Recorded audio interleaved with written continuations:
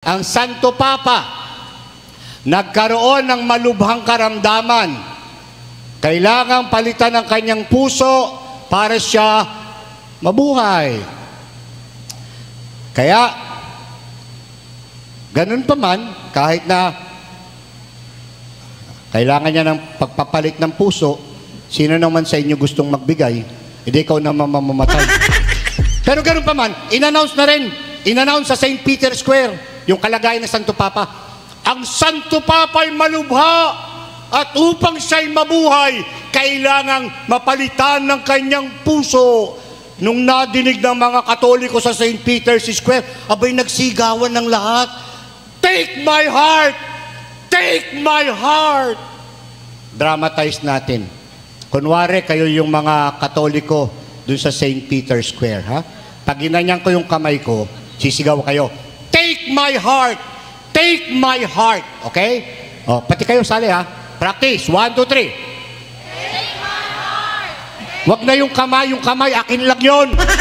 Nangingila mo, lakas umepal. Ako lang yung kamay. Kayo lang yung take my heart, take my heart. Oh. O, practice. Take my heart! Take my heart! Nadinig ng Santo Papa ang sigaw ninyo. Kaya kahit hinang-hina siya, bumangon siya sa kama at dumungaw sa bintana. Nung makita ng mga Katoliko na kadungaw ang Santo Papa, nagsigawan sila. Sabi ng Santo Papa, damandam ko ang inyong pagmamahal sa akin. Di ata't handa kayong mag-alay ng inyong buhay para sa aking kaligtasan. Subalit, isang puso lang naman ang kailangan ko at lahat kayo nag-aalay ng inyong puso sa akin. Kaya para malaman ko kung kanino puso ang aking tatanggapin, ilalaglag kong balahibong ito. Kung kanino babagsak, siya ang mag-aalay sa akin ng puso. Nagsigawan ng mga tao. Binitiwan ang balahibo dahil na bumabagsak sa mga Katoliko. Sumisigaw sila. Palapit ng palapit sa mga Katoliko ang balahibo, malakas na sigaw. Nung malapit na, sabi ng mga Katoliko, "Hoy, wag dito." Patay na ho ang Santo Papa. Hindi pa bumabagsak yung balahibo. Puro salita lang tayo minsan eh. Take my heart.